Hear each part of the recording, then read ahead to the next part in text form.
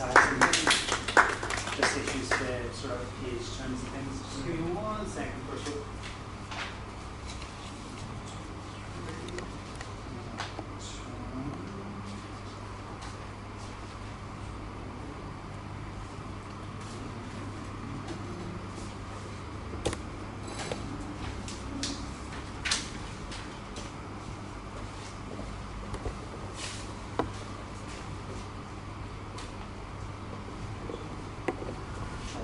Okay, let's go back and try it again from the top. So, yeah, let's try it again first. Yeah. So we have to follow the yeah, no, just basically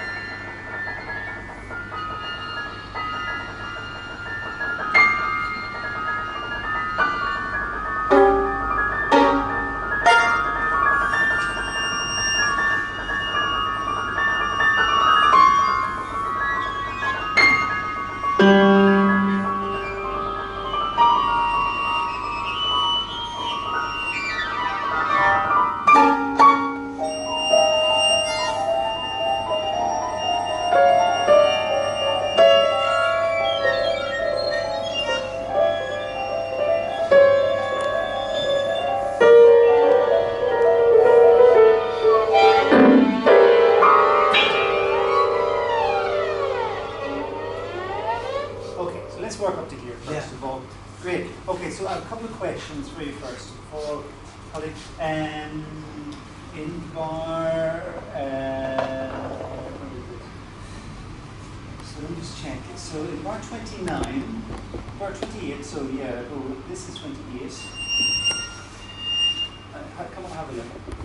So again, it's the same thing. So I wrote, it's this one here, and then this, and then here. Did we want it? Because you've written harmonic, but actually you've written what applies like a natural harmonic, and obviously it's the stopped artificial harmonic, this note. So first of all, it's still the same note as this, isn't it? Or is it a different pitch? Same pitch. Same pitch, okay. Yeah, so first of all, we get rid of that, we would be in that version of it. Still, do you know what I mean? Because I was thinking that these, all of these F's are all something actually. Yeah, but so the first one you've written as a that. Yeah. I think so. The first one. Okay. Can't think like in violin. We don't talk in terms of first, second, third partials in violin. So you've written this.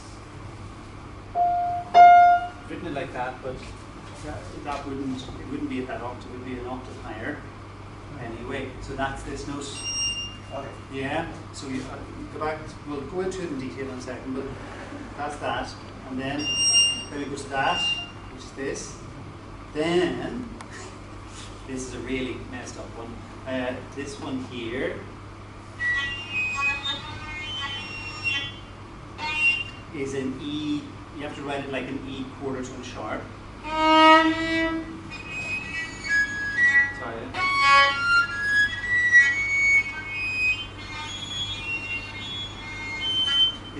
somewhere in between the two notes, yeah?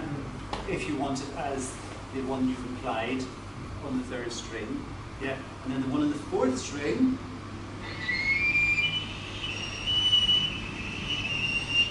does exist. Now, I'm pretty good at harmonics. I'm not good at many things, but I can play harmonics pretty well. But you can see how long it takes to find fine, yeah. But then just about okay. Lost it. Nearly, and then a bit less stable. So as long as you're okay about the instability of those two notes, that's cool. But if you're looking for something pitch-wise which is as stable as, you're not going to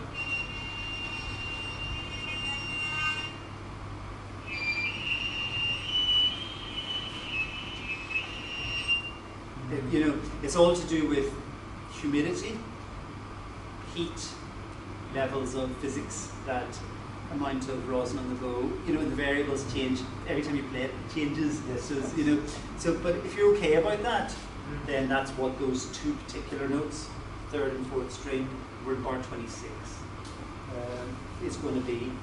So that's my first question. Is that? Are you okay with those? I'm okay with that. Yeah. Yeah, because when I was writing it, I was like, oh, it's like the same harmonics, but like, yeah, it's going to be something a bit different. They certainly, yeah. Because the tuning system shows. Yes, yeah.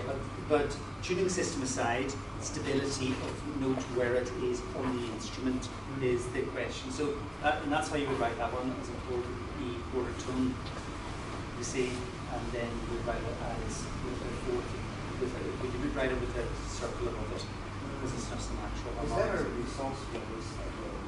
Yeah, and I'll come to that in a second. I just want to make sure I'm playing your right notes for you first of all. Definitely there is. But then here, did you mean, so here in bar 29, so 29, there, and then, did you mean, is that what you meant from here to here?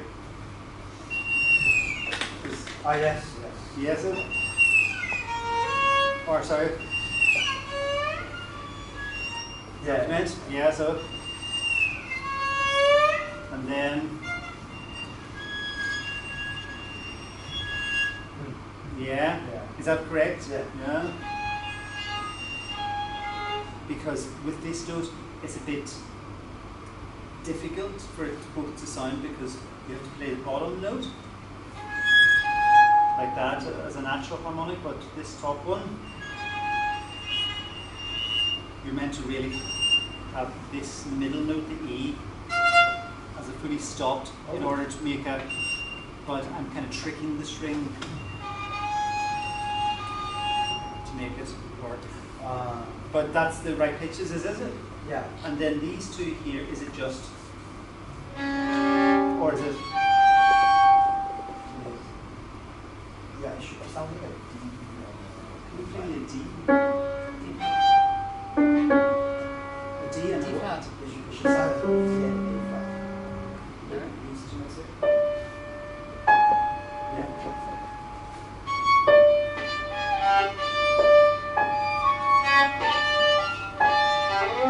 One second, sir.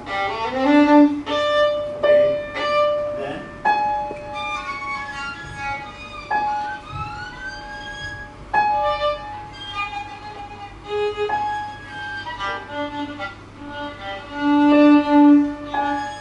Okay, so it's a totally different place where you've written it.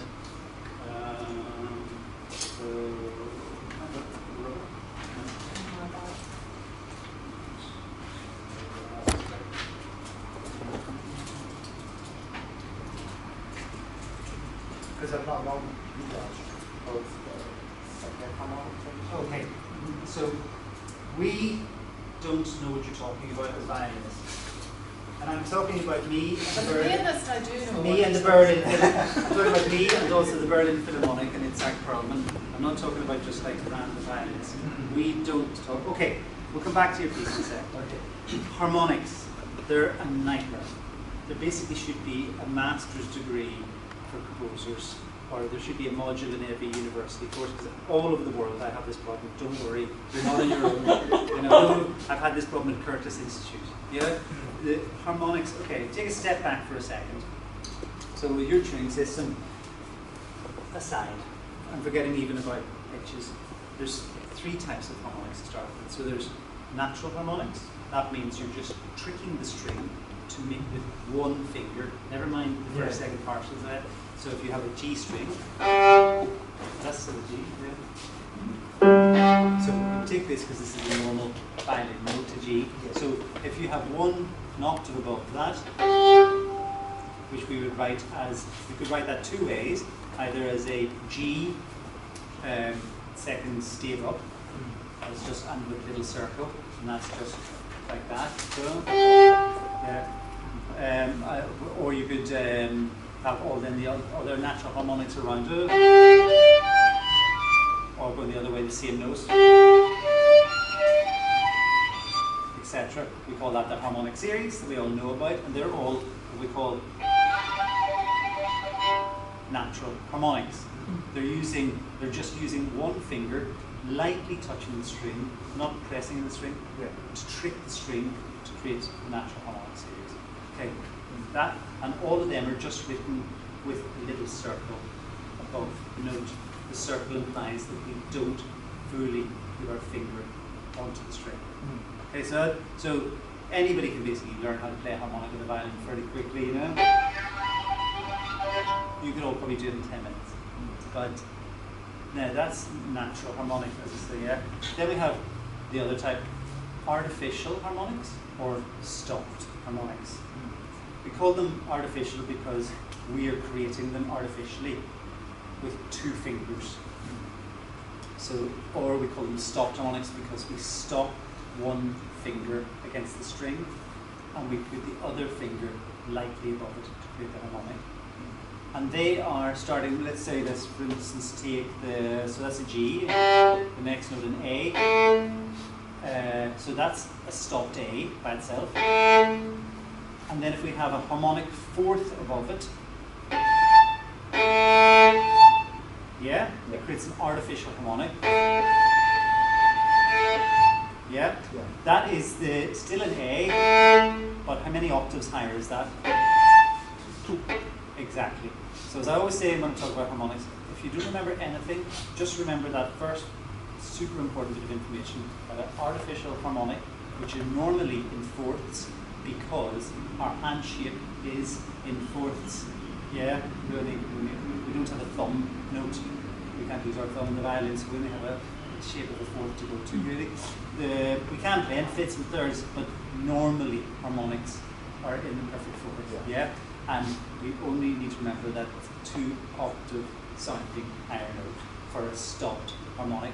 And the way you write that is, can I use this? Yeah. So, this one.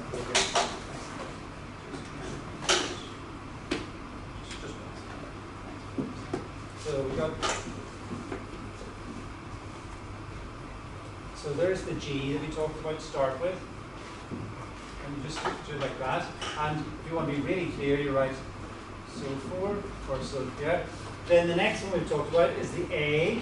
So that's there as an A. You write with the diamond there. Yeah. That's the second note. So that's a natural harmonic. That's a stopped harmonic. If I had written that like this is where we can get confused. You would still write a little circle. That's wrong because that is a G played on the D string. It implies as a natural diamond harmonic and it sounds as a D. It doesn't sound as a G because speak to somebody who knows more about physics than me, but blame the laws of physics and humanity. But so the first note is a G, then it was stopped. Is the next one, yeah? And I'll come back to the rest of them in a second when I get my normal violin out because it's hard to explain them without the normal tuning system. Yeah. So if that's the case with yours, then when we get to these 2 here, could you play me a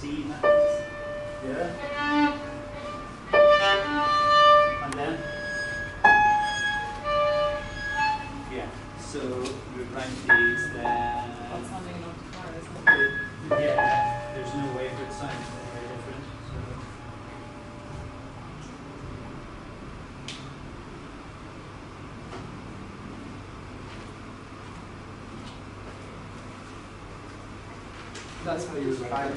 Like sound just this line, just by itself. So this, it doesn't, it's just a...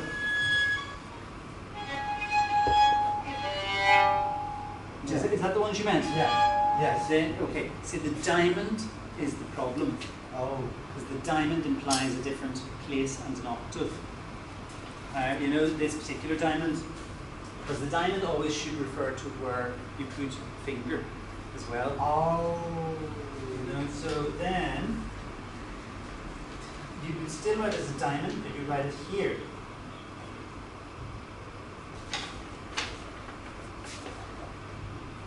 Oh, down there. As an A. Right on it, it's on an A. Do you remember it there? Ah, okay. Yeah. So you see how kind of complicated it is. Okay. And then the very last one before we're able to play this. Mary, please, you can part 31 the second note. Please. Yeah. So that's, which again is wrong. It should be written, that one here should be written as a normal G, like that. And then this one here, the D flat, is that? I don't know where that note is.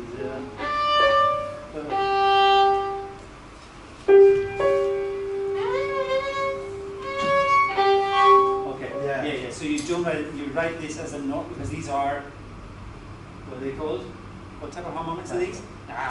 You're with the program now. Excellent. Do you understand?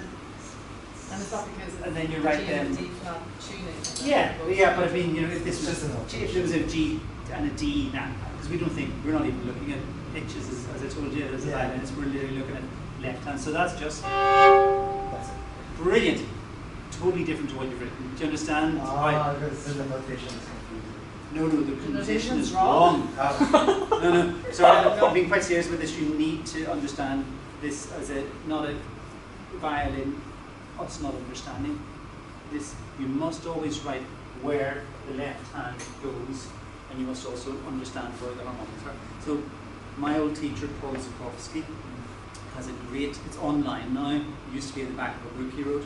If you go to musicalobservations.com, you can look up, there's a thing called either the all-interval scale book or harmonics chart.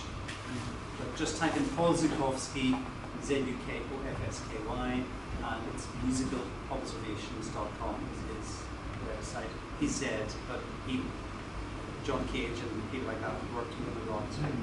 So we'll start in your piece now to play it properly, now that we know the notes. Okay. So that's how long it's taken, plus 1 hour preparation by me.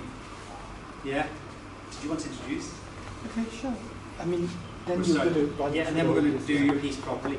Is that okay? So you can take a break in a way. No. Okay, I mean, at first I just wanted to start this session properly because I think most of us are new to the venue here, including myself. This is, we are now in St. Joseph Institution, so, and our host has actually very kindly volunteered this space. Thank you, Sam. Samuel, yes, I think it is to put something more proper. Yes, you want to say a few words about like location and maybe introduce them if they need to know where to go to for toilets. Yes, that's the most important portion. Yeah, you just go through that glass door over there and slightly to your left, gents and ladies are there.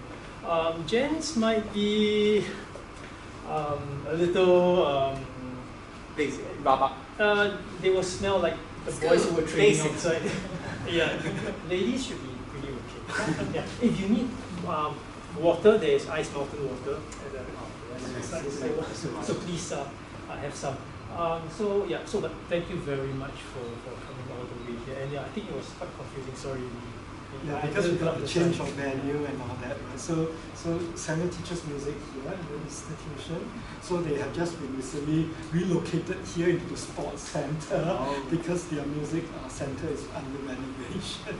So that's why even for Samuel, this whole space is brand new. You can see that the keyboards are still under wraps and all that.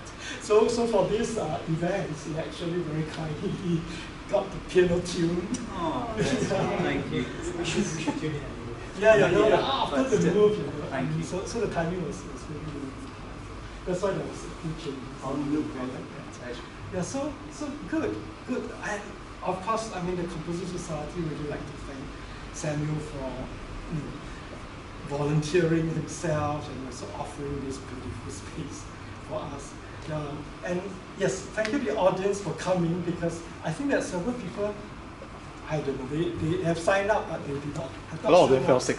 Yeah, Yeah. I think a couple of people got sick. There's this flu got going around. So a couple send you apologies. But I think that also it does not help that it started raining just now, just as we're about to start. So good, y'all made it here. Then so enjoy yourself. So let me introduce. I'm Dr. Shih, the president of the Composers Society, and we have been actually discussing this whole project for the longest time. At some point we thought, okay, we are not going to be able to make it and all that. So with lots of trials and tribulations, we managed to secure them to come. So I hope that you take really make good use of this opportunity. So let me say something about the society, because some of you I realize they are new to us too. Then I will introduce the musicians and also the composers who have kindly submitted their work for this event. Okay, so Composers Society of Singapore, if you must know, is a non-profit society that supports Singaporean composers, fosters new music, and promotes the local new music scene, both in Singapore and also we bring works abroad as well. So those of you who are not members, do sign up as members. Members have their privileges, shall I say. Okay, next, about this event. So we have a series of events like this called the Composers Lab. So Composers Lab is actually a workshop series organized by us to give composers a chance to receive feedback from professional musicians like the two you see here. All right, because Singapore, being such a hub for travel, for everything else, there are a lot of musicians passing through. So over the years, we have a lot of visiting musicians, and we try to be able to host them to have this exchange as well. So this is our way also to get to have foreign musicians to know about local composers and as well. And today, actually, very, very kindly, we have two very young composers on the so that's like the future of Singapore in that sense. Yeah. Okay, so something about Darragh, as you have already heard here. Yeah, just Darragh. Yeah, Darragh. Yeah. So Darragh is very famous, renowned exponent of contemporary music. As you mentioned, his teacher as well, such a legend, yeah, as well. So Darragh, so he has appeared, obviously as expected, in many major festivals and important concert venues. He has been invited leader of, his bio is actually very long if I research for it, and I was just giving a very shortened version of it, which, I mean, those things that struck me. He was invited as a leader of London Sinfonietta, very important institution for new music performance as well. I found out one of the things is even older I'm sorry, the contemporary. It is, yes. Yeah. Yes. It's like one of the first, I think, not the first in Europe. And also invited to be the leader for some band as well. And is currently the director of the European Union Chamber Orchestra. So he has obviously had many recordings and won many big awards as well. And very importantly, also he's the founder member of the virtuosic Fidelio Trio. Of course, Mary is also part of the trio. So Mary is she was on the piano faculty of Royal Welsh College of Music and Drama for 9 years, and then she has previously also held the position of Director of Performance at the University of Sheffield. And then since 2015, she has held this position at the Royal Holloway, University of London, where she's also a professor of music. And together, right, she not just played chamber music, but she also has been a soloist herself, involved in many diverse kind of performances all around the world as well. Okay, recent collaboration include premium recordings of Philip Glass for the Orange Mountain music. Okay, and also with the piano trio, there's this recent portrait CD premiering works of Gerard Barry. Oh no, that's Barry Guy. Barry Guy, yes, Yeah. sorry. A bit confused, yes. Gerard Barry. And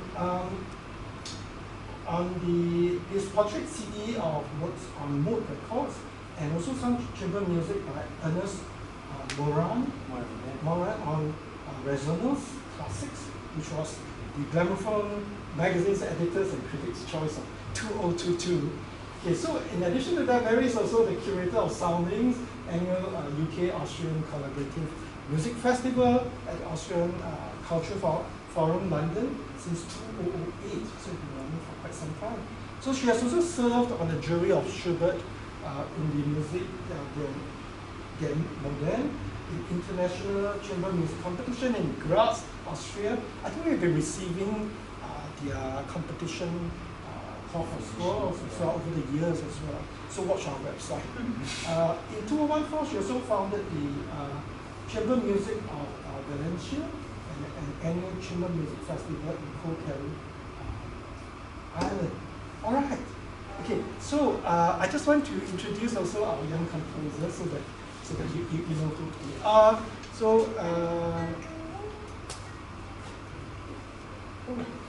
So I have the first one, Xavier. Xavier, he's a member of our society, of course, and let me tell you what he did. If you want to know more about Xavier, unfortunately it does not have a bio on the website, but we did do a Composer of the Month feature on him sometime back in 2024. So he's known for blending diverse styles like neoclassicism, jazz, and gamelan. So he's also the director of Vichinta Wind. Vichinta Wind Symphony, a youth-focused wind ensemble, and manages a new music group that's called Forte.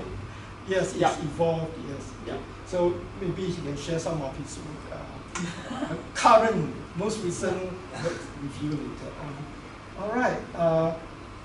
So you can see not just a composer, but also very enterprising. Yeah. I actually have something on Hao Li, but I lost it. So Xavier, Xavier is a student at Yale, so is Hao Li as well. So Hao Li did also A-level music, but Hao Li has been playing music since age 4. Mentioned, but Hao Li has been a pianist, and he also a clarinetist. Hao Li also plays in wind band. His works have been performed by so many prominent local musicians.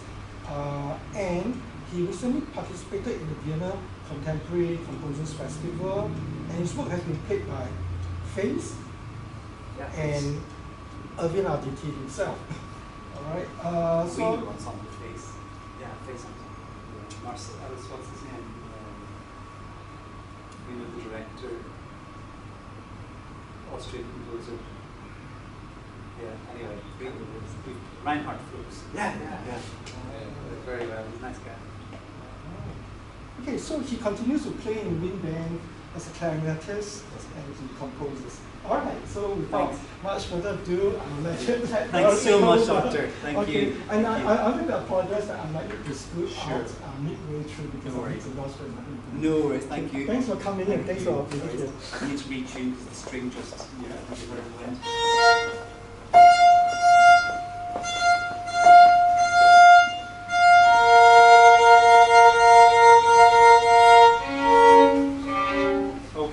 Go back to the top and do some. One other question, or one other suggestion. From part 32 onwards, the end section, harmonic glissandi. Yeah. And we'll come on to this a bit. Xavier, in Xavier's piece as well. Basically, the best type of way of getting them to speak is mostly in the soul pont world. We go into a lot of soul pont to soul tasking, but actually, to be able to get most kind of Charino-esque type of kind of wispy, the nearer we are to that. And actually, if you had it on just one string and then add second you add a second string, you don't really hear the harmonic series in the same way as you hear it. But if you keep it super soul pont, you give a chance. And that's playing it also dynamically about mezzo piano rather than forte, like you're right, because is all you hear, unless that's what you want. But I think what you want is more, you want to get, yeah. So again, these are all literally physics stuff, not like, you know, real physics, you know. So I would, yeah, change it to that. So Ponticelli and piano. Okay, I'll write that in. Yeah. Can I ask? I mean, I think the piano part is more straightforward, Yeah. but I just wanted to ask two things. So when you say play around the border, that's fine, but then what do you actually mean by not rhythmically even? Are you putting into words what you are saying, where we have sixes and then we have eights and sevens and things, or do you want this to be quite jerky? Can you give an example of this jerky? Uneven, like, or do you want? I just don't know what you mean by not rhythmically even when you've written something which is very even, but changes within the bars. What you actually like? Do you want me to play regular groups of 6 or not? It doesn't have to be exactly 6, but the 6 is sort of like a guideline for how fast it should be. Okay. Yeah. Yeah, I've been trying to figure out if there's a better way of. It's nearly like the sextuplet should be in parenthesis. You know, Yeah. it's not, because it's not, it's a concept rather than Yeah, a yeah. reality. So It you looks like a still want- reality there at the minute. Yeah, You know? so you still want the actual sound level to be even, so it's not like anything is sticking out with accents or anything? Yeah. Okay. I would put it inside boxes. But, yeah. You know, because if you put it inside a cell of material, then it's like already, okay, we know that's.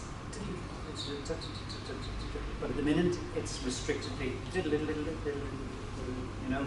The only thing is with a box, though, then you still look at that sort of grouping.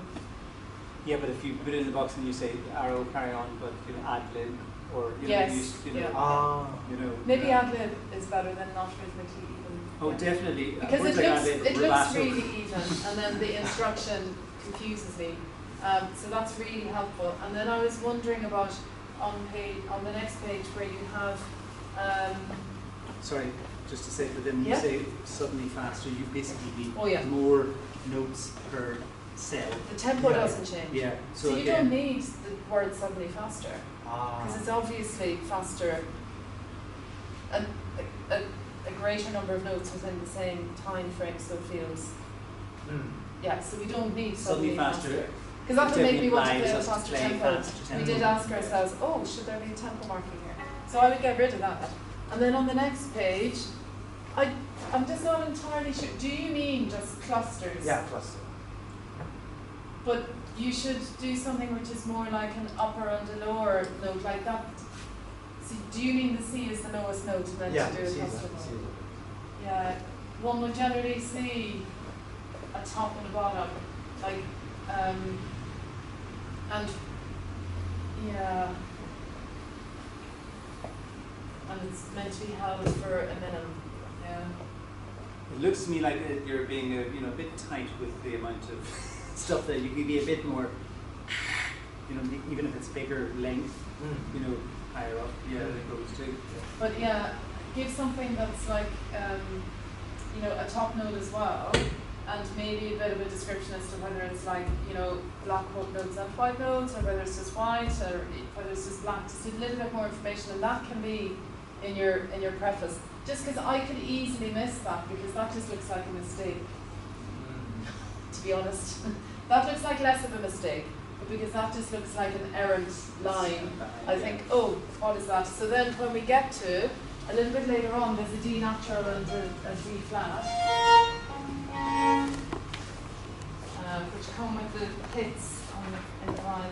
Yeah. Oh yeah. So bar 27. So then you mean, Yeah. are you really going to hear? Like, is that really important that we hear the D natural and the D flat? Okay, I suppose it can be. But when as well, that's quite random, I could do something which is like almost an octave span with my hand like that, or I can do something which is much more like a fifth with my hand more like that. So again, I would like a bit more specificity there, yeah. Okay, Now that we that was know enough. most of the answers, let's see if we can actually do them. Yeah? Okay.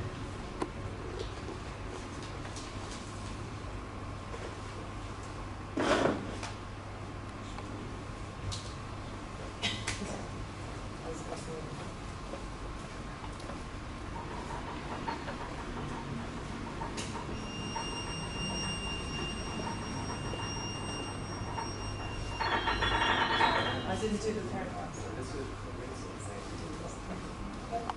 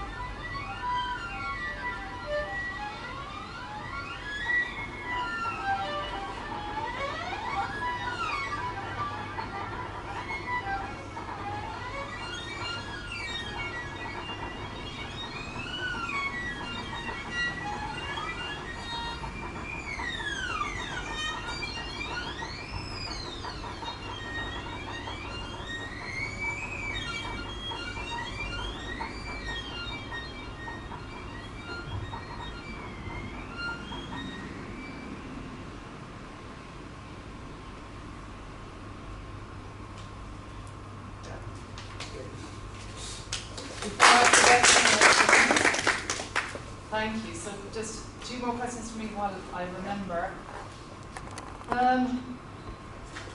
You know the way you use, and it's great, the arrow at the end of bar 13.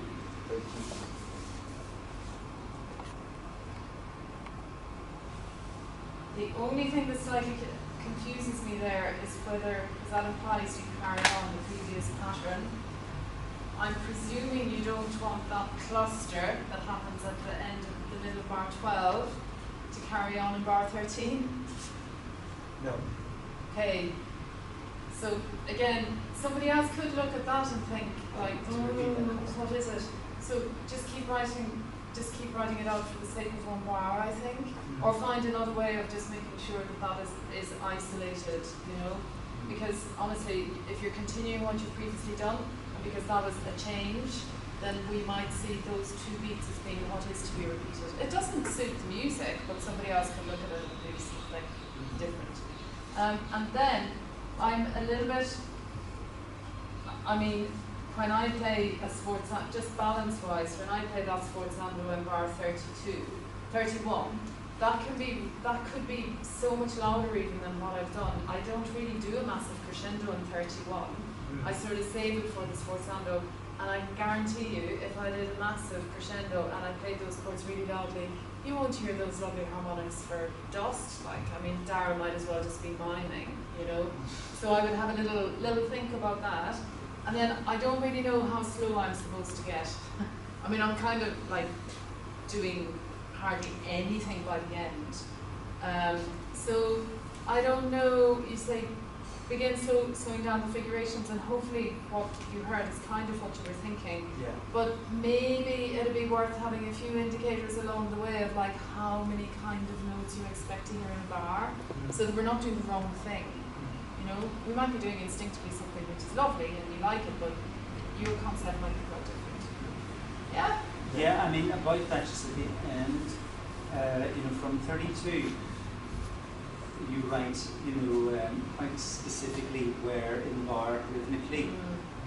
And I'm just, so having done that like that 3 times now, I'm now thinking actually, it's probably better if it's just free. Yeah. Because, you know, because it looks like it's do, but actually, if I was just to play literally, so, you know, you can from the bar beforehand, I think, it's 31. Yeah. 13. Yeah.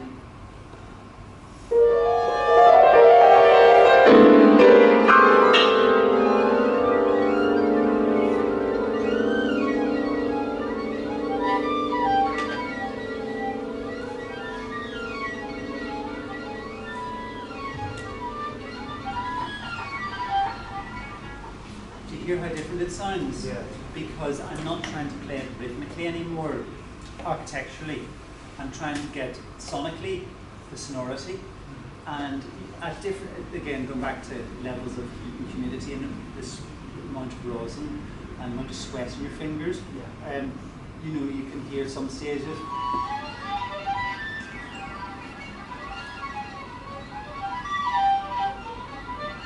Sometimes it's good to trick the string, you know, it's like warming up the string so it makes the harmonic work. But if I'm doing it just purely on a rhythm basis, it actually boxes me in restriction-wise, and I'm not sure if that's what you want. Which is more important to the express, the sonority, the timbre, the sonority. So we should just have up and downs like an add. Yeah, because it looks very accurate rhythmically at the minute how it's notated. Do you know what I mean? And particularly then when you get to bar 40, the last, so that's just the last line, because that's when it goes on to the E and the A string, and the E string really isn't brilliant for harmonics because it's just so thin. So that's well.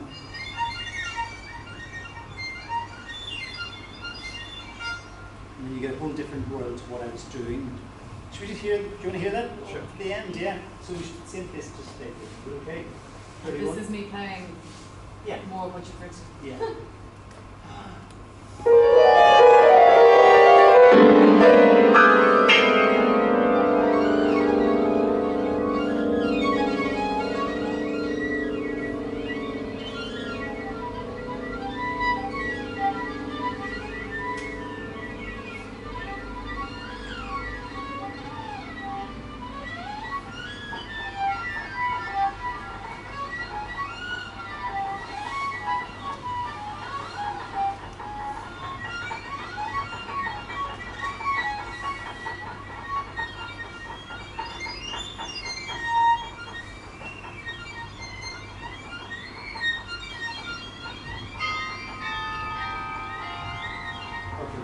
To the Christian brothers, but you got the picture. Yeah, it's a completely different sound world, isn't it?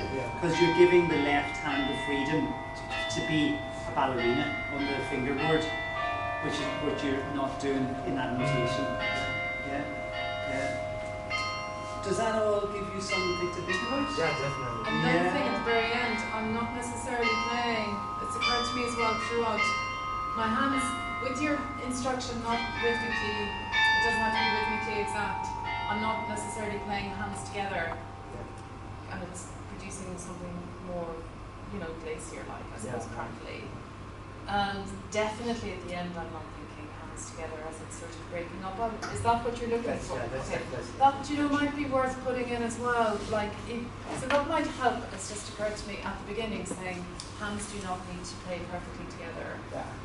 And then what kind of naturally happens when you're trying to do it anyway, it means we know that it's legitimate. Not, yeah, they don't have to be. They are sometimes, but don't have to be always synchronized. Yes. Yeah. Yeah, that works. Any other questions? No. Does that make, yeah? It's beautiful ideas, but it's now finding the way to, I think take away the part, Ollie, and have a look here at just what, and while we look at your piece of it, and then if you might have some questions then, because it's got lots of markings in the just the tuning system. Yeah. Do you mind if I play your piece on my normal violin? Sure. Please, because it means first of all I have to detune this to the tuning for yours, because I had to be set up for his first of all. Right. But I'd love to just play it on a very expensive violin to show you the sound world, because I mean I've worked a lot with Sciarrino, and I love that world of sound, but you can do it on a really expensive fiddle, but not with that intonation, not with that scordatura. Oh, I can't do this. I won't. Yeah. It's like strangling the instrument. Okay. Yeah. The other thing with the scordatura, apart, like I'm playing at solo concert at Huddersfield Festival. It's a contemporary music festival in the UK. I'm playing a solo concert there in 2 weeks' time, and I only realised after I agreed the programme recently with the beginning of the year with the artistic director, I realised I need 3 violins. I'm only playing 4 pieces. But, it's my fault because all the pieces were written for me, and some of them use just GD kind of thing, different tunings. But normally people think, well, if you have scordatura in the concert, you always have to use a different instrument because you can't retune it that quickly for the instrument to go back into normal tuning. So when it goes back into normal tuning, it goes out of tune after about 2 minutes during the piece. So yeah, so that's why you always have to have another instrument for us. And not everybody, well, then you get into the impracticalities of carrying to it. But let's do, is that okay? We try first of all, for the colours more, to start with. Yeah, work on that for a while. Cool.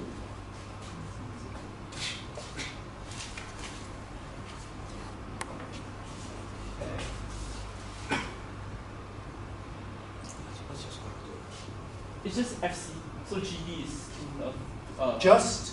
Just strangling my poor 1800s violin, from middle of Italy. I'm using the word just. Oh, sorry. No, these are good. When I run it later, I'll probably need to get Mary to turn the pages or something. But should we just work through it? Yeah, go ahead. Yeah, brilliant. So,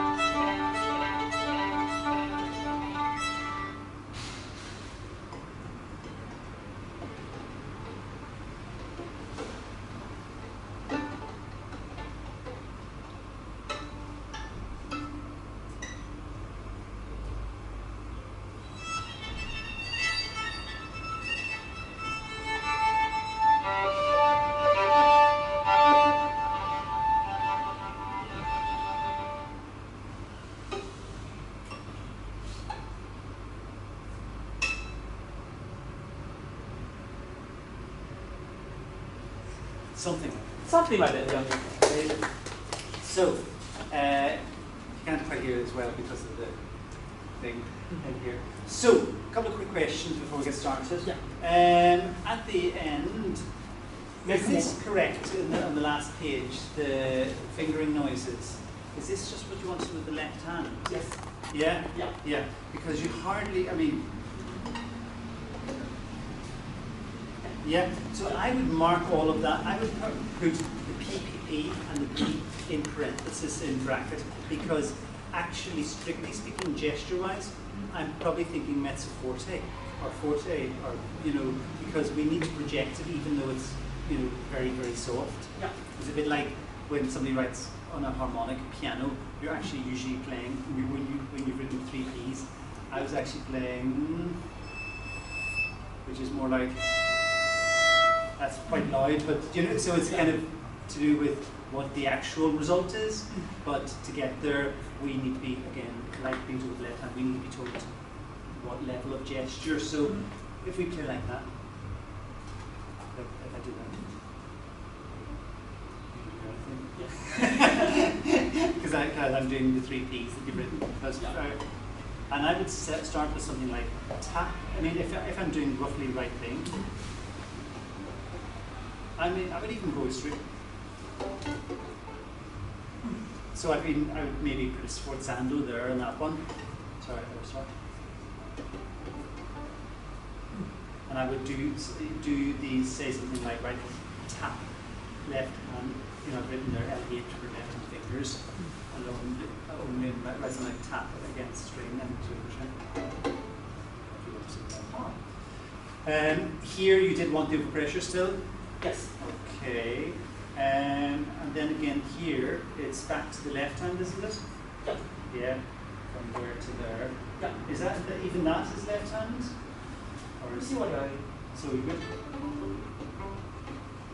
But you didn't really say here. You just implied because it was from this similar kind of idea. I think this is button loop with the harmonic. Two. No, so you give. So is this here batu just fingering? Fingering is a separate movement. That's just the left hand only, isn't it? And then this here, it looks like this here. You know, this one here, which is good. And then this here. Did you want this to be like there, like that, or is this like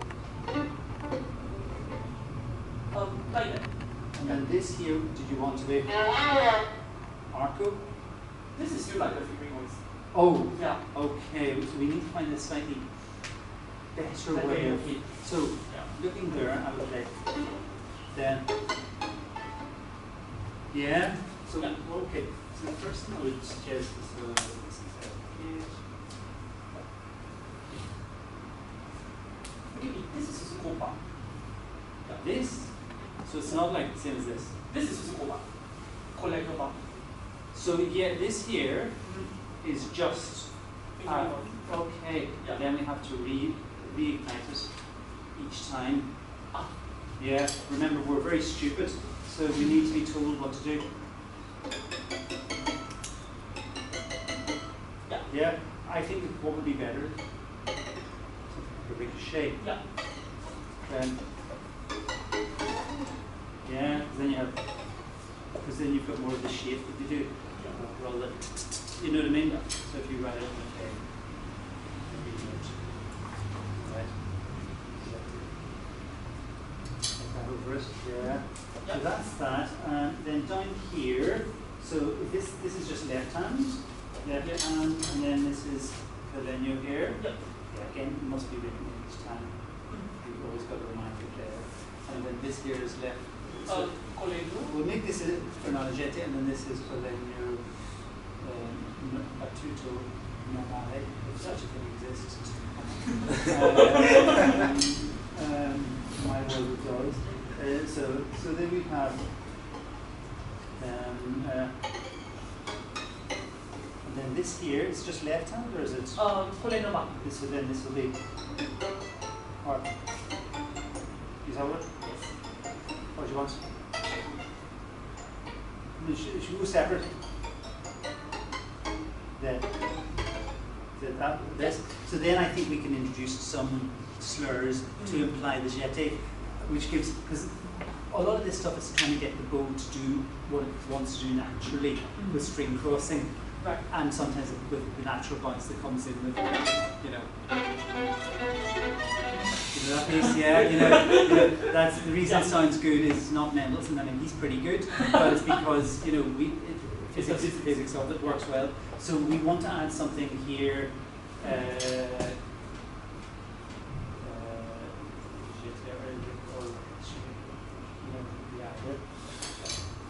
So, This is fingering noise. oh, that's just fingering noise. Yeah. Yeah. That's it. Yeah. And then this is. Then it goes to button. Then this is. And then. Yeah. What's this? This is fingering noise. Yeah. So in that case, it's a weird one because.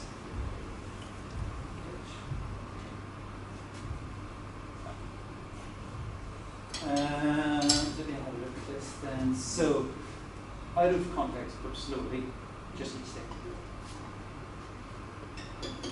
Or, and then this.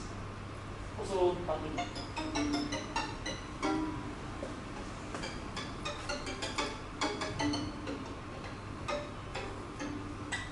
Yes.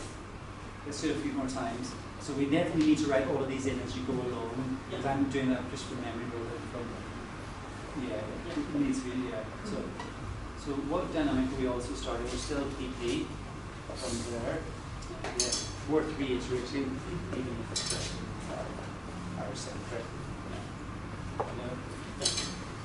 All of these things is just about super clarity for us. I'm joking about must be, must mark. You know, it's you want to present, let's finalize a picture for us. Yeah. You know, it's not about even arguing or I'm right and you're wrong or who's right. It's just literally to make it super clear. Right. Yeah. So.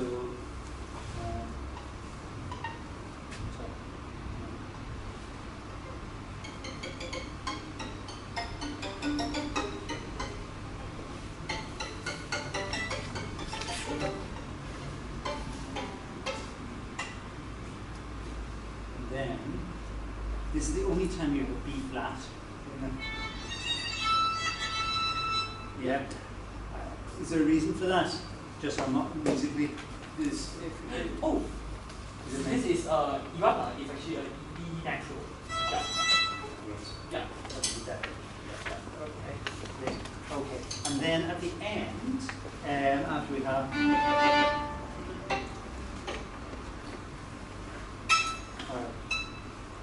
Because where it is, it's never going to be a true MF or anything. The problem is because the E string is so thin. You know, if you had mezzo forte to piano and then pianissimo,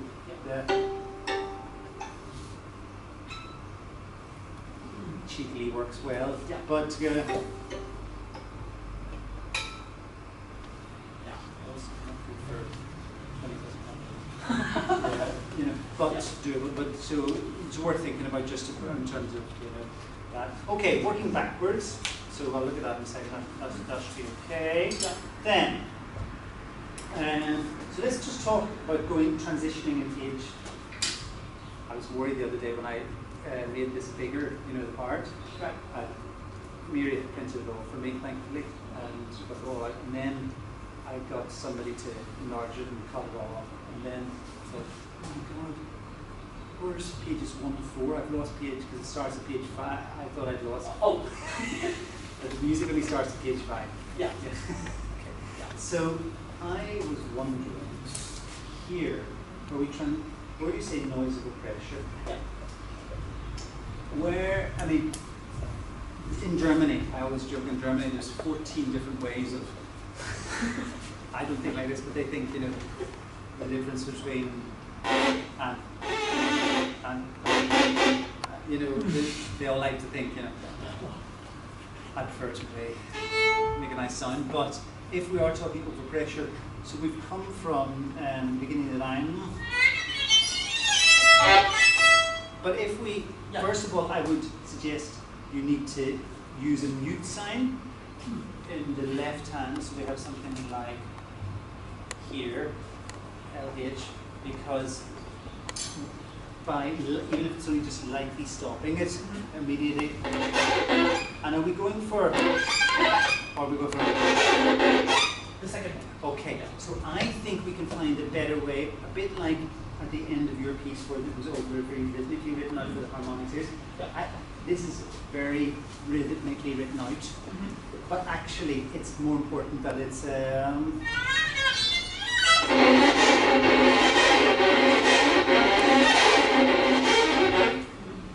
that's me just doing it a bit more, not random, but I'm not going to go,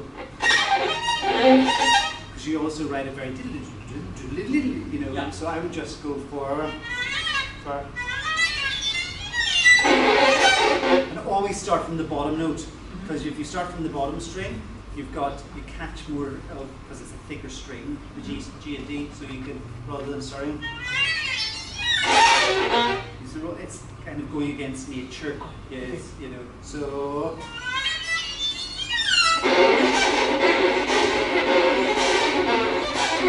And I would, you know, I know you write it at the front of the thing, the notes, but I would remark it there. No pitch.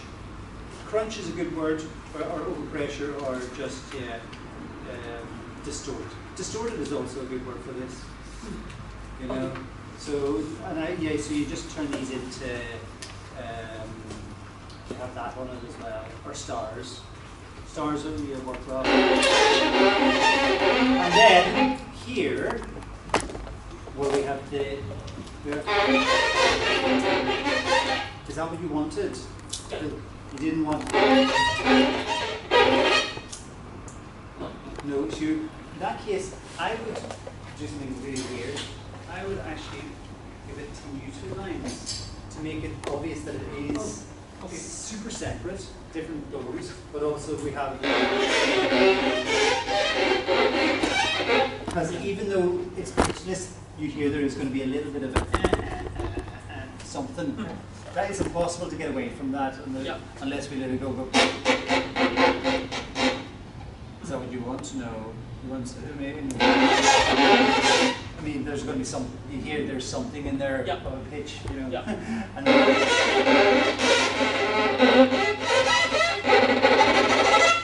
that's right. Okay, good. Because then the next question is fortissimo, the last line, is never going to be a true proper fortissimo. It's going to be mezzo like. And again, I wouldn't go for the two-string thing, because the second you do two strings, the bow pair is only 50% on one string. Oh. So again, maths, you know, you're only getting half of your result, you know, from your good Mongolian horsehair, you know. So it's better to get it on one string rather than, you know.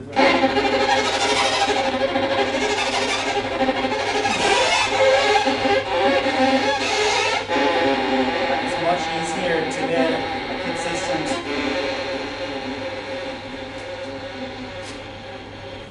on one string. Two strings with overpressure gives it this kind of non-stable, but not a good, just kind of pathetic one, which is I don't think what you want there. Yeah. So.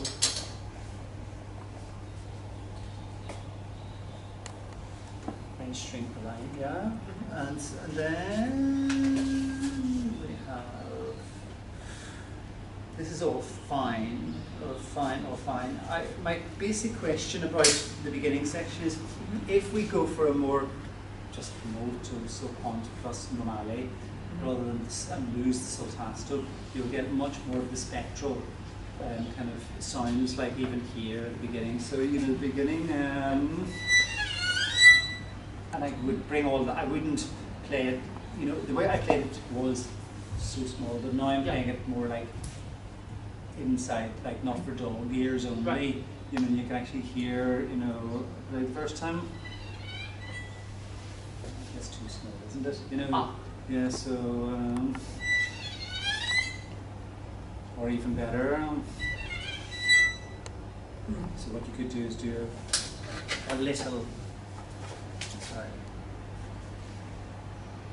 Let's see if we work.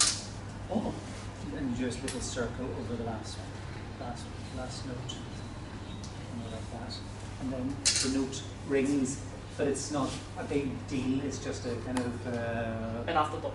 a good afterthought, kind of because the sound we're already there rather than stopping, you know. And then you have if this was already sul pont rather than normale.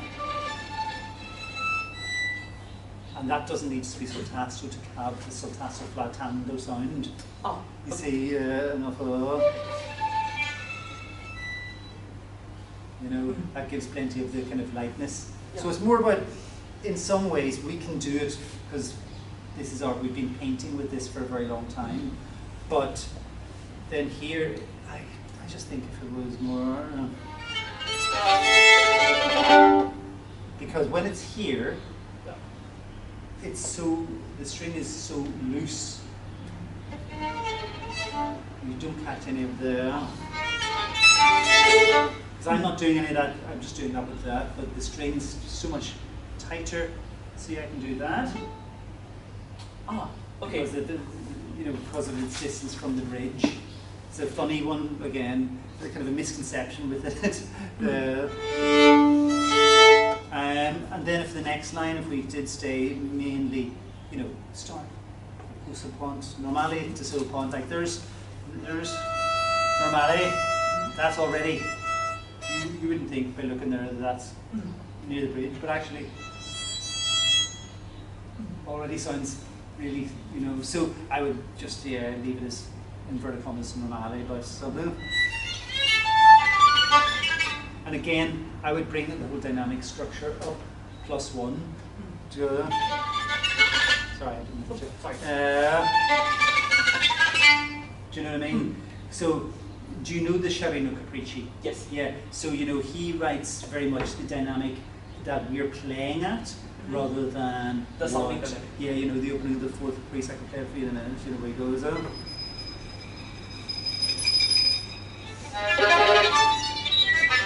You know, he writes that within.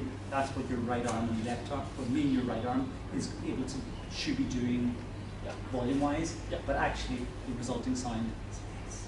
You know, so that's good because then we know what to do rather than you know, and you do some composers. You go, no, it's too loud. You know, and that's not always good because the sound isn't involved. Let me see anything else. Let me check. When it goes separate, you know, here for the first time, works well. But again, I'm bringing all the dynamics up +1. So I'm kind of just. It's much easier to play nothing if you've already given something. If you are expected to always play like that, then the string isn't warmed up. I see. You know, it's nothing to do with you. You know, it's the instrument. Here it's all fine. I can do this again better. Yeah, that's why I was asking about the B flat there. So if we did, with your agreement, if I try that next time, Ponticelli or Normale. I think that could work. Yeah, cool. And then, should we give it another whirl now with your blessings? Yeah. Quite one suggestion. Of course. I think the pauses could be Longer. a lot longer. Yeah, they will be. It's just, you know, if this was in a cathedral or in a place with an acoustic atmosphere, you would hear the silence well. Yeah.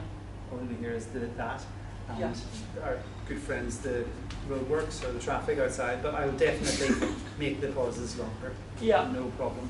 No problem. And I will also take time. Okay, should we give another attempt? Yeah. Yeah.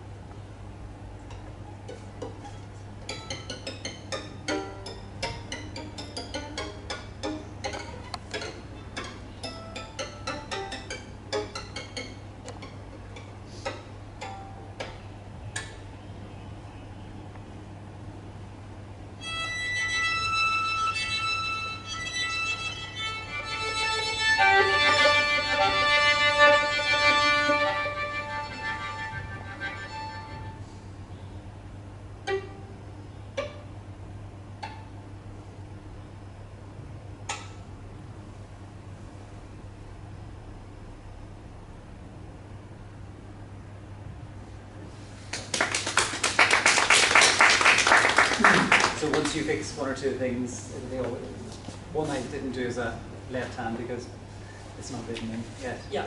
But yeah. Make sense? Yep. Yeah. Yeah. Happy enough? Yeah. Yeah. Okay. Good. Yeah. So should we talk a little bit about?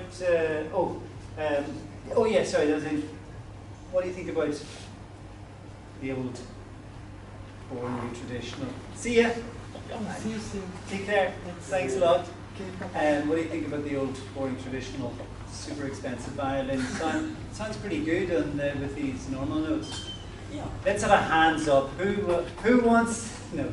I mean, I think the reason for this piece it would work better with traditional tuning is not due to the location.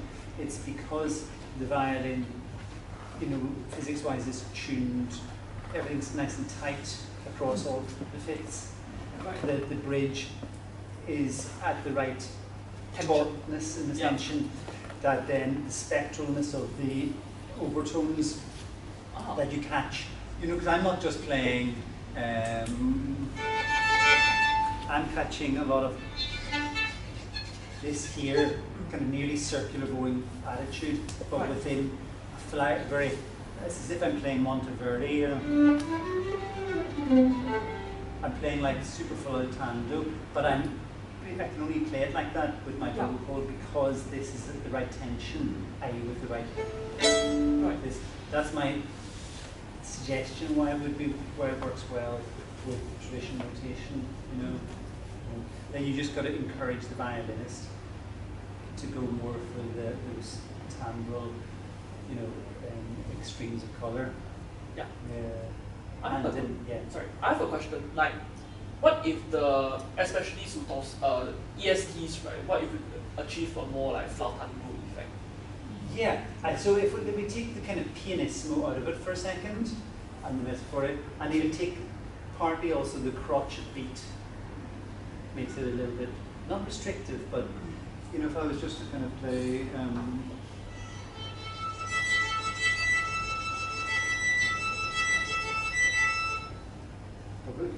Is that a bit more similar to what you were thinking color-wise? Because that's fairly flautando. I mean, I can do it faster. I was thinking like maybe more muted high frequency. Well, then we just play it low.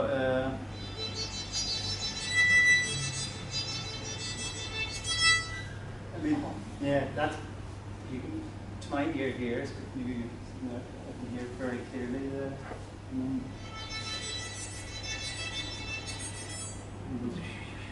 Yeah. Yeah. Yeah. So actually, a lot of the effects can be done with support. Oh, that would be my main. Like, we're going to weigh Tony Red scorature with proper left hand fingerings. We're going to weigh only red mainly normal so on. Yeah, that would be my main takeaway with it. I see. Yeah, positively. Yeah. Any questions, either of you? No? Yeah. Makes sense? Yeah. Hopefully it's not trying to be critical for the wrong reasons. No. Yeah. Okay. Should we do a little bit of other music as well? Would you like? Shall we take a 5 minutes break today? Sure. Yeah. They might come back. Yeah. Yeah. Take 5 minutes. Sure. No problem.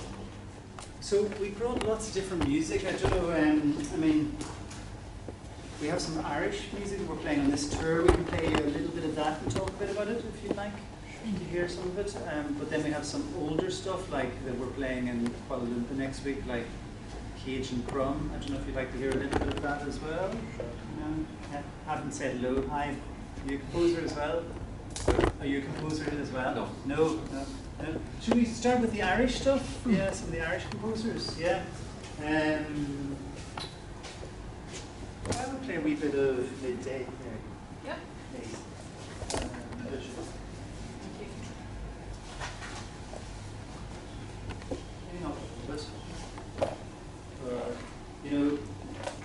This is an Irish composer. You mentioned about, space, in your piece, or you were hinting at it, in the pauses. Yeah. So this composer, just find everything I need for it.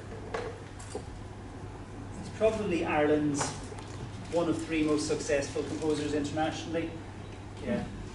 His name's Gerald Barry, published by Shot Co. But he used to write, he's written many operas, which have had lots of performances with LA Philharmonic and things like this in America. And the operas are very busy. Like there's a lot of music going on in them. But he seems to increasingly be writing more distilled music, so just very, very bare, hardly any music in it at all. But still incredibly particular about what he wants it to sound like. So we'll just play a little bit of this. Maybe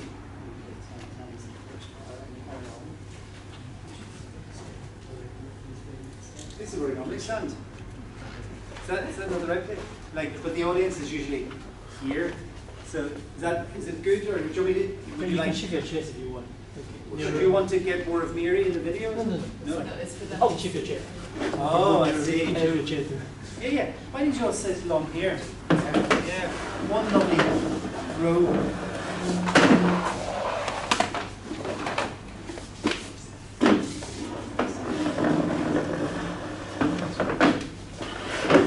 You'll leave it further back. Yeah, that's perfect. Yeah. I'm not that big. That's much nicer. Yeah. This first 2 bars, we just played maybe, you're meant to be repeated 30 times. So we'll just do 10 times for now for you to see what's going on. The piece is called Midday. What's that say? So it says, he writes hushed. What's it say? Music in the... oh yeah. He says, Originally. music in the landscape, hot and still. This is just... And then he extends that in the final printed edition, standing still in the landscape, listening, watching, waiting, gently detached articulation, do not shorten silences. And he also wrote, this is in rehearsal with me when we're with Mary and I, he said, an insect in the summer woods, never doing quite the same thing twice. So, you know, but all you're going to hear is the following.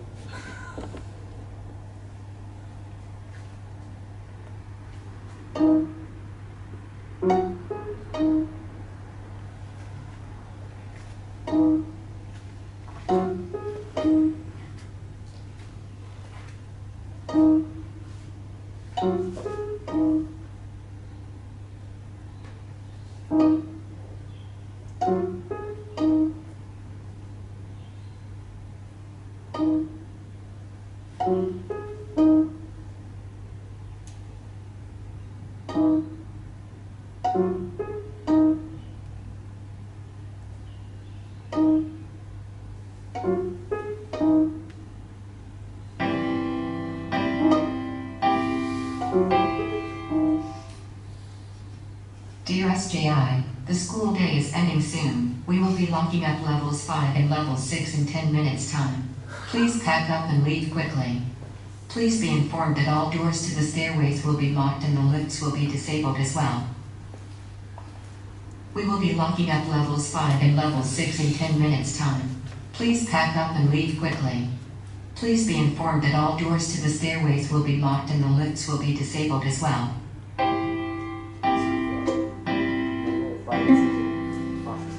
And at 6 there will be a longer bell. The bell, okay, good. Took the 10 minutes. Okay.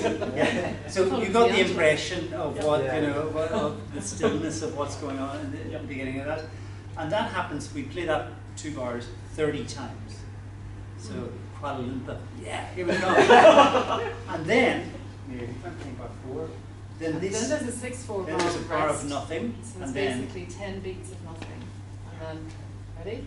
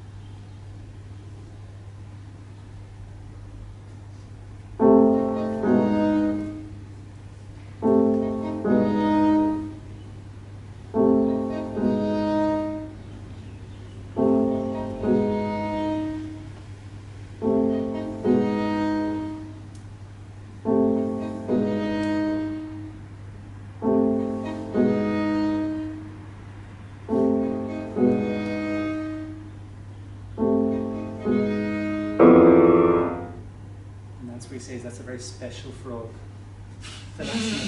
Yeah. So you can see it's very minimal material, but after a while it begins to become quite active. It is something because the stillness of the music actually creates, you're anticipating something rather than being reactive and doing nothing. So yeah, that's a little bit of this piece by Gerald Barry, just to show you that to start with. So he's a Gerald, G-E-R-A-L-D, Barry, B-A-R-R-Y. Thank you. So then this is, sorry, just find the piece. No, sorry.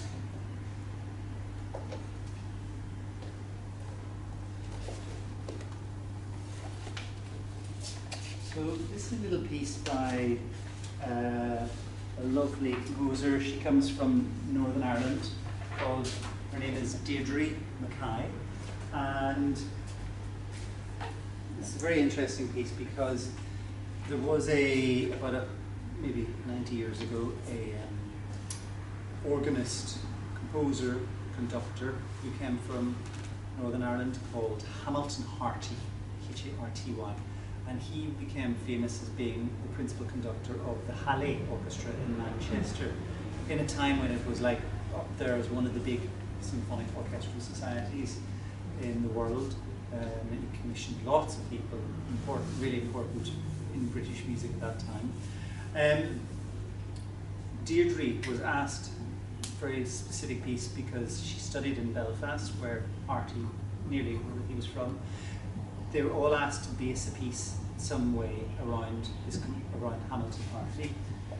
And what Deirdre actually did was, she took a piece from Hamilton Harty's second movement of his cello suite, and she looked at the piano chordal accompaniment, and she used a couple of chords that come from this very old piece, not very old piece, from years ago, as essentially the main material that she was going to work with in her new piece. Yeah, so the piece begins like so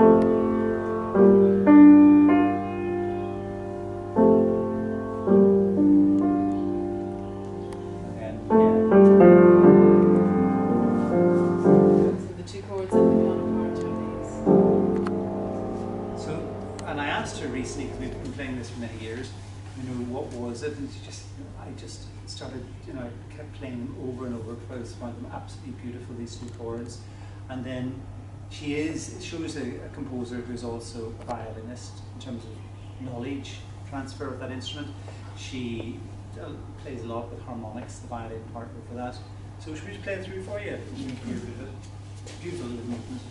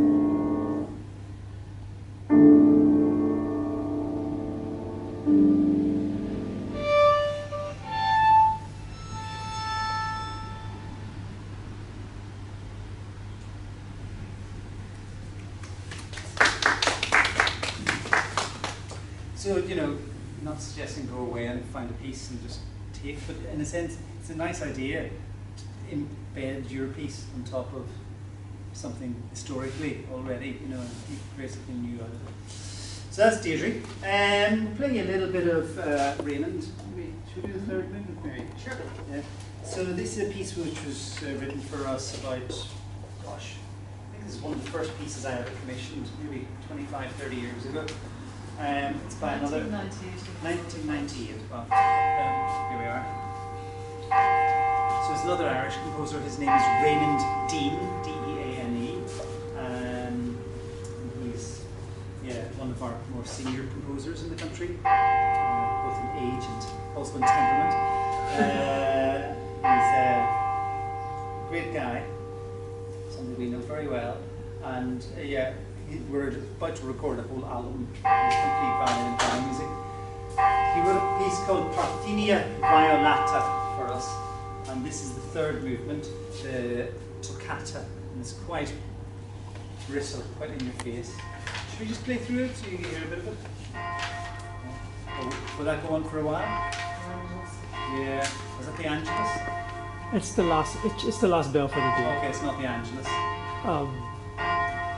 No. The Angelus is at 6 o'clock. I went to a Christian Brothers school, so I feel very at home here.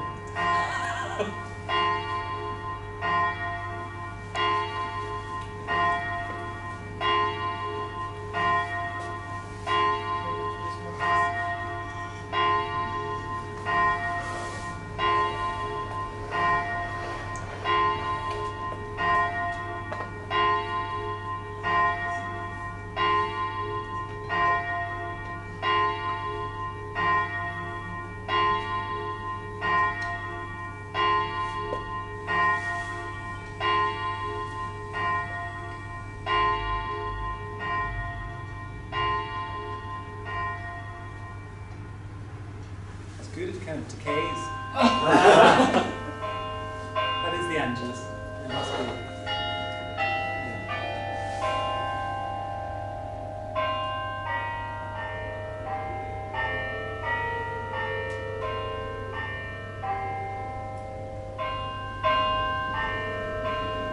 Hail, Queen of Heaven.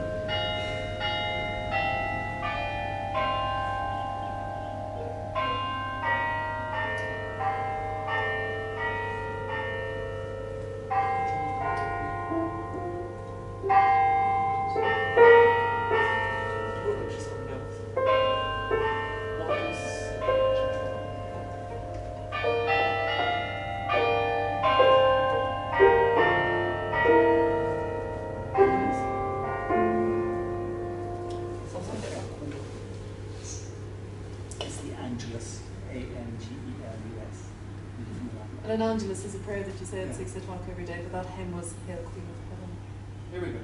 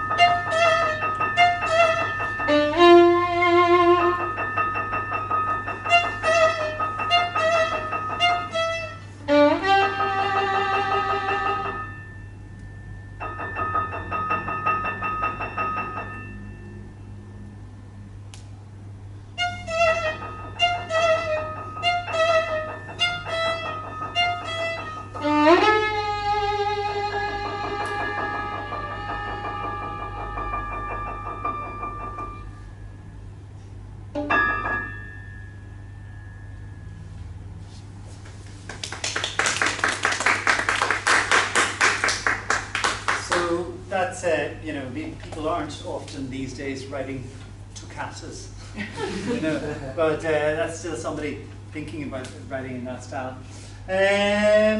We also have this slightly unusual. We'll just give you an example of this next piece, because it's a little bit wacky. It's for maybe more when you're doing things in your alternative venue. You'll hear. What is this? Oh, this Johnny Watt? Yeah. Okay. Yeah. Just grab these two things. So this is a composer who's now, she's Irish, composer as well. She's professor now at University of Oxford University. But she's pretty well known for being a real kind of, you know, experimentalist out there. Her name's Jenny Walsh. And we'll just play a little bit of this, just to show you a couple of things in it. Let's play it without the stopwatch. Yeah. But this piece is for violin. I mean, you could probably, most of you could play this piece. Because it's not for a real violinist. It's for a violinist who's playing and pianist playing You're walkie-talkies. supposed to be sitting somewhere else. I meant, no, I said here, it's not too No, far. I'm just saying it. Okay. Yeah. Anyway, Yeah. Just the menu book, isn't it?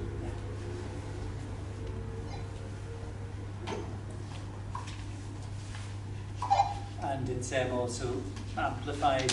It's very soft, but it is amplified. So just play a couple of bits of the opening of this, maybe for the first play up to about into 202 maybe. Yeah? It'd be hard to hear it properly with any outside noises.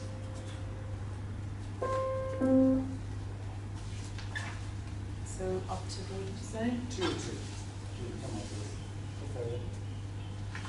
Yeah. Is that okay? Great. Okay. So no time. Okay.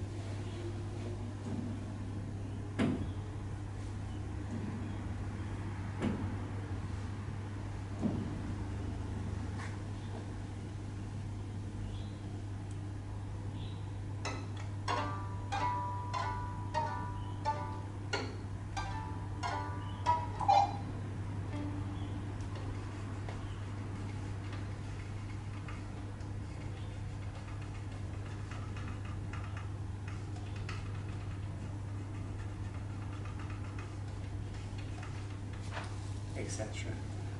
Does get a little bit busier, but it's not simply performance art. It's taking it's kind of distilling the music and musicians down to a couple of very basic things and working with that word rather than with this traditional stuff, you know. There's lots So- of breathing sounds that are quite interesting. Oh yeah, later like on. the violin and with the walkie-talkies. You So know. what are we talking on? My walkie-talkies on. So later on, there's also. Then this gets passed around between two instruments and different. And then at times Darragh's doing a number of different sounds, and then he has and on the, not something he advocates often, but there's a bowing on the body of the violin which kind of sounds like a breath, I think. You know, Yeah, well, there's kind of. I mean, yeah, it's kind of, yeah, she writes this thing at the end, I go ad lib, so.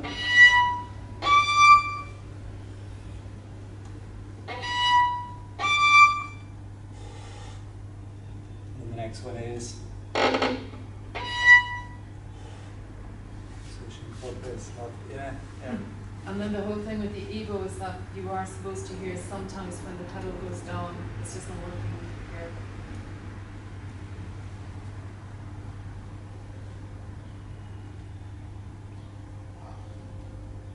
It's gone. So it should activate a bit better. I think I need a new battery. Seriously. Some of us turn up with right rows and all. No, I have batteries, it's just, it obviously died over here. Yeah, so that's a bit of Jennifer Walsh. Hear something quite different, yeah? Yes. Yeah. We have two more pieces that we might show you if you have a bit more time. Yeah? Yeah. Great. So yeah, so we turn off that battery. Yeah, right up here. Yeah. So yeah, we both play sometimes in this group called the London Sinfonietta. And the other week we played this concert in the UK of John Cage and Pierre Boulez. It was a concert about the letters and the relationship between Boulez and Cage.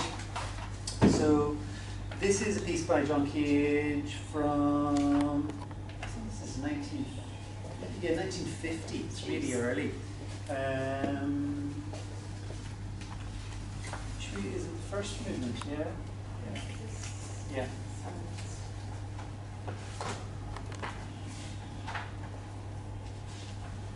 So this is a set of 6 pieces called 6 Melodies for violin and piano. It's very beautiful. We'll play you the first one.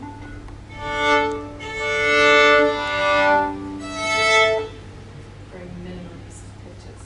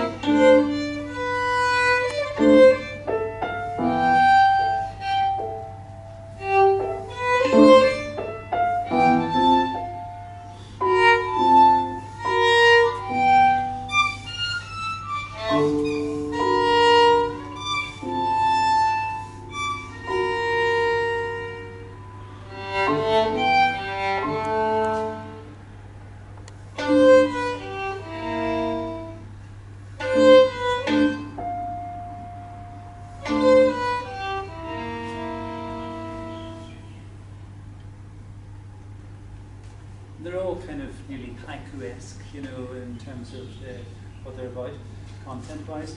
If I play maybe the opening of the fourth one there, is it? Yeah, 1, 2, 4. No, do note number 3.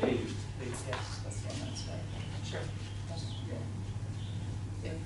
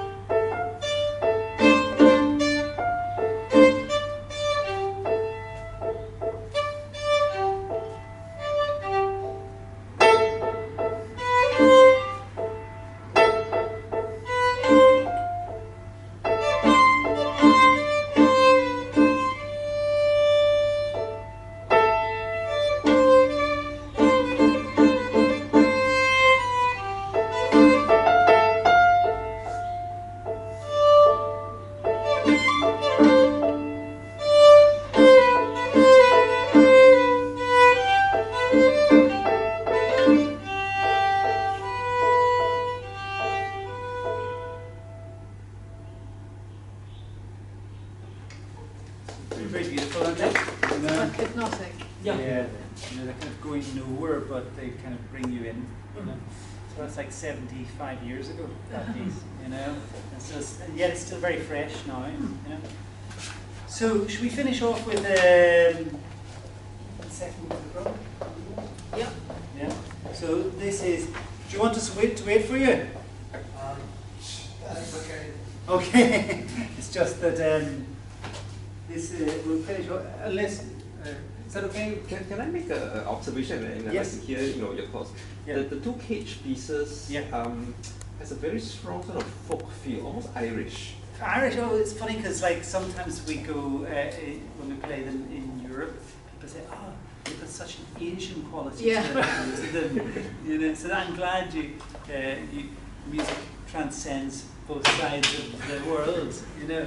Yeah, I mean, the cage, you know, listen, it's in the eye of the beholder, isn't it? You know, what we all take from it, because it's a performer as well, you know.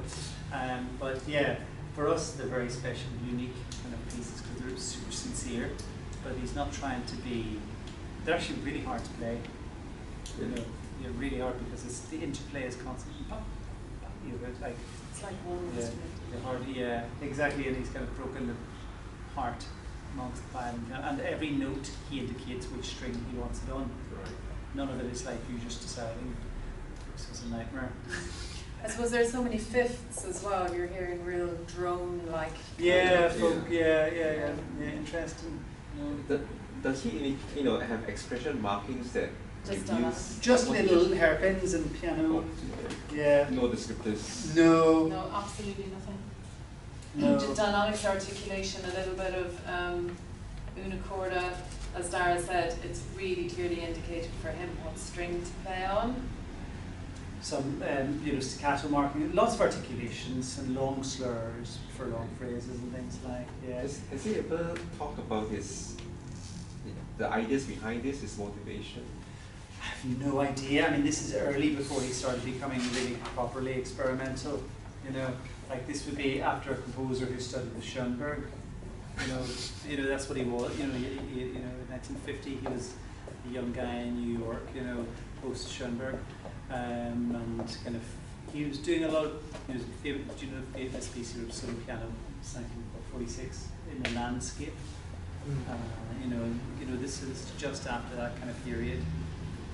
But this is a composer who's studied with somebody as rigorous as Schoenberg, and yet he's influenced then where he went, not just with the 433, but with all the kind of the Chung pieces and all that, to influence people like Jennifer Walsh, who's now a professor. So to kind of disembody that side of music, you know what I mean? It's kind of interesting, and yet he's come from the most rigorous guy, Schoenberg, rather than Stravinsky or more experiment. So it's interesting how the trajectory doesn't work. And he does explain at the beginning, like he does in other pieces, what his like rhythmic structure is that he's using, and then very clearly the pitches, and then just says play the violin without vibrato and with minimum weight of the bows, so that gives you an idea of the sound. That's it. So we're playing everything up until now with the bow. Well, apart from the walkie-talkies. But then the last piece we'll play, if you don't mind playing the last piece. I could go all night, but there probably have places to be. Is from George Crumb. I don't know if anybody's heard of George Crumb. Yeah. George Crumb's good. So George Crumb recently deceased, unfortunately. And he wrote, again, for Paul, in I think 1967, it's a very old piece now, this piece for violin and piano called Four Nocturnes, also known as Night Music 2. The second movement of this, of the second nocturne, is entirely pizzicato for the violin. Piano's doing, of course, lots of crazy inside the piano stuff and outside. It's not as crazy as some of the other ones. No, but enough to keep Mary busy. Do you want to second shoot Martins or? Pardon? Okay. No, this one's okay. I've looked at it actually. I don't need to actually mark things for this. Brilliant.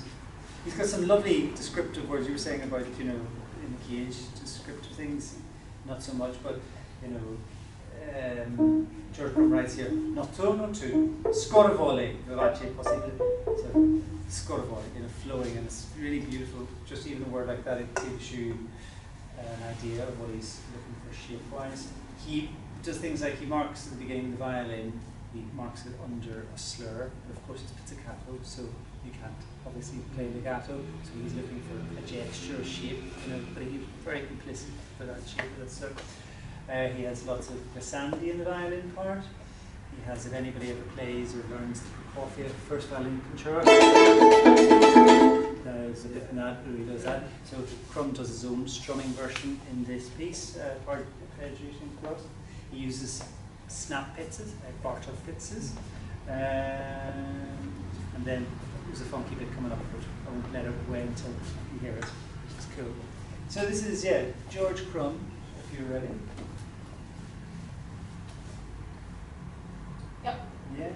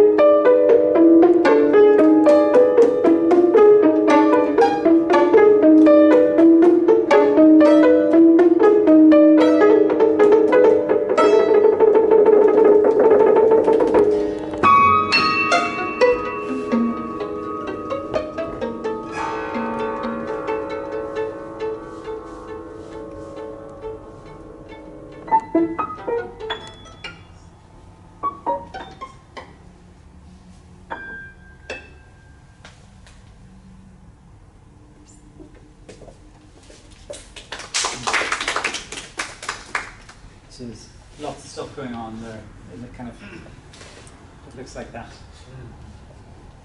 And I would always say if anybody's unsure about how to write, I mean, some notations have changed since the 70s. But if you're ever in doubt about how to write or explain something that uses extended techniques, look at a George Crumb score, and it's absolutely explicit but not overloaded in terms of what we need. Yeah. I think open the floor to any questions if anybody has, or any thoughts as well. Some questions about anything we've covered. I think we've covered quite a lot of material. Yeah, hi. How is it notated? Well, it's in one way it's notated super traditionally,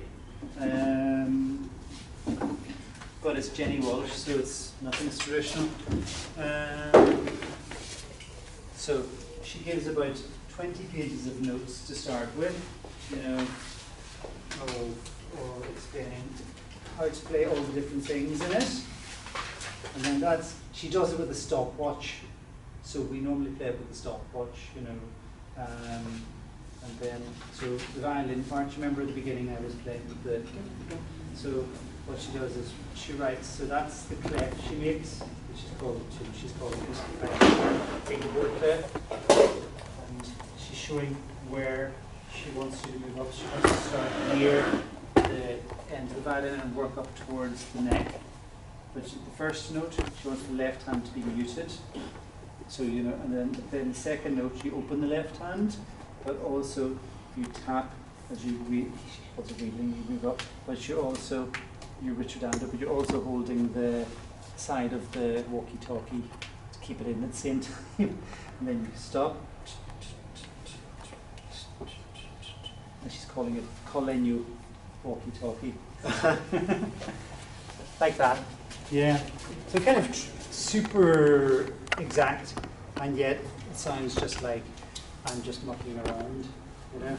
Because she uses clefs, and we relate Yeah. to clefs in terms of pitch and direction and pace, and you know, I mean, she's not using bar lines, fair enough, and Yeah. has like your thick line, you know, continue this pattern for such a long time. But it's like we immediately relate to 5 lines and 4 spaces still. There's nothing confusing in her use of the clefs.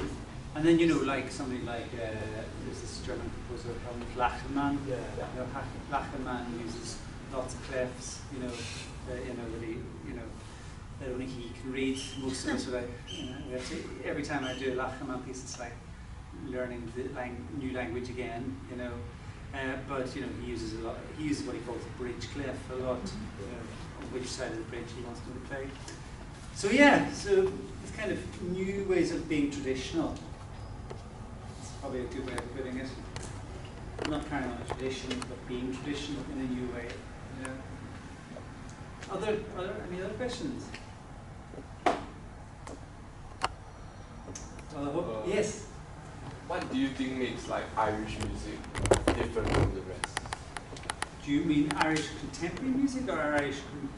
Maybe in general. Well, we have a very strong folk music in Ireland, which is, you know, Ireland. I don't know if you've looked at the map or know geographically where it is. Not sure. No. Not sure. Okay. Yeah. So it's a very small country. It's only about the same size as Singapore in terms of population. What's the population here? 6 million? Yeah. Yeah. So that's the same as Ireland, the whole country. It's got 2 parts to it. One part which is ruled by the UK, which is wrong, and that's called Northern Ireland, and that's where I'm from, but we don't see it like that, it's just Ireland, you know. And then the Republic of Ireland, which is the rest where Mary's from, which is the main part. But it's a little country right next to England, but you know, it's got different, there's a sea between us, and an ocean. And it might as well be as different the Irish are to English as you know the Singaporeans are to the Brazilians. That's how different we are in not just personality, but definitely in personality. But in we've got our own language, which is completely different. We don't have the last 7 letters of the English alphabet. You know, everything that is V is MH or BH. You know, we don't have VWXYZ. You know, but our traditional music is super strong. So like you know things that you would have heard of dance music, you know, all of these kind of music is both played a lot, but also people find it very attractive to listen to. Like John Cage wrote a piece called Fidelio Trio, which was for a set of Irish musicians to play this crazy kind of John Cage piece, but all these Irish musicians together. So it's very, you know, like lots of parts of the world, parts of music, China, it's super unique, you know, and individual. But I think it embraces folk music, traditional music, and also we have a strong literature in Ireland. You know, many of the most famous writers, you know, say Yeats, you know, James Joyce, Samuel Beckett, you know, they're all Irish. And people, you know, they're up from this tiny little place, you know, Oscar Wilde, George Bernard Shaw, you know, Shih, you know, goes on like this forever. So the arts are very strong for the country, but the people appreciate the arts as well. It's not such a strange thing to be a composer or a musician. There are not so many, but like there are plenty now. But it's not like. Whereas in London, to be a composer now, people are like, what? England, it's just about STEM subjects and making money. So Ireland, they appreciate the arts, so that probably makes it unique. Would you say there's a very vibrant space for contemporary music or contemporary arts to exist in Ireland? Yeah. Yeah. We would proudly be at the forefront of that for a long time. Mary and I have been two of the main ambassadors for that for the last 30 years around the world. We see our job more as sharing it with you, and whether you in Australia, you in South Africa, you in America, you here in Singapore, and introducing people to Irish music. I mean, such a wide range of pieces as well there is. So, but because now it's an economically well-off country, very well off, just after Singapore and Switzerland, really, it's that high, that they support the arts very well. So a lot of people, including a lot of people who aren't from there, like to move there now because they can apply for good funding. There will still be criticisms like that the main orchestra does not play enough music or commission enough music by That's the Irish usual story, like that world over. Is, and it's not necessarily that there are massive audiences for every kind of thing that happens, but it is possible for it to happen, and it happens more and more all over the country. Like there are theatre and performance spaces in lots of the main towns of the counties, because there was a lot of investment in that maybe 20 years ago. So these places exist and still exist, so that's really important. But I mean, I remember doing concerts even like 18 years ago. There was a big Arvo Pärt festival in Dublin, and I played this piece with Tabula Rasa with the main orchestra, and Arvo came to the gig, and there was, I know that's because Arvo is, and even then was particularly in vogue, but we had like lots more modern music pieces in the same concerts, and a friend of ours who's a now well-known composer was introduced to Arvo Pärt that night and ended up being published by UE because of it, Universal. And I remember that there was, right from here past the entrance to St. Joseph's, people waiting for return tickets, so and it's not just Arvo Pärt and Steve Rice that sells out, but they do definitely get good audiences. Yeah. But for more, even for new music, there's a scene. There's definitely a scene. Yeah, which is good. In terms of curriculum, does Ireland have has quite a different approach to music education compared to say England? Oh yeah. Yeah, England, I mean, at the minute, is under real cultural threat, and attack. In Ireland, people like Darragh, he's on and Raymond Dean as well. They're on the leaving certificate, which is the equivalent of A-level syllabus. So all the students, even if they hate them, quite often they do really hate this music. You know, they study it for A level. There is a new curriculum coming in a few years' time, and Yeah. they don't yet know exactly what that is going to look like. And then there's been a pledge in the UK that things are going to sort of get better again in the curriculum in schools. We have to wait and see. There are a lot of, in countries like Ireland and the UK, there are lots of questions around equity and diversity, and that your culture represents the mix in society that is there.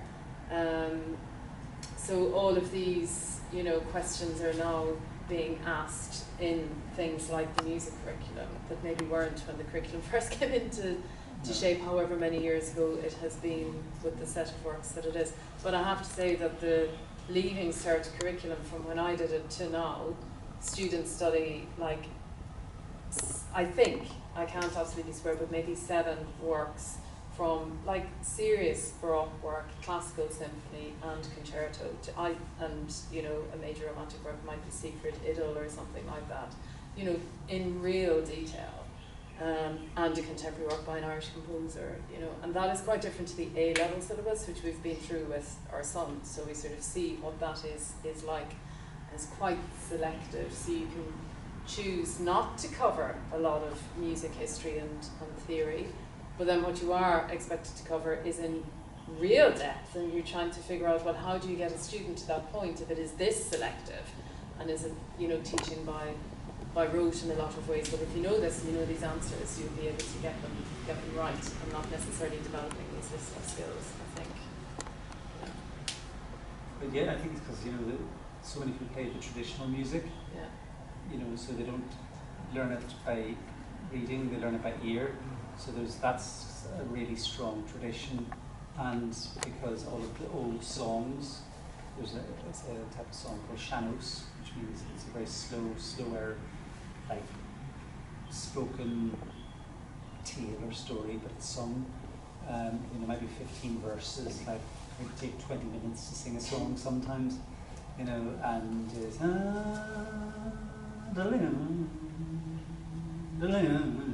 it goes on like this forever. You know, because that's all been done by memory, and oral tradition has been so strong, both remembering it, but also then musically, it's in the psyche of the whole nation. You know, so people are, even if they, oh, I hate that music, but still it's in there, it's embedded in them. You know, which is interesting, kind of psychologically. Any other questions? No? Well, thank you all for coming. Lovely to meet you all. Thanks for taking the time.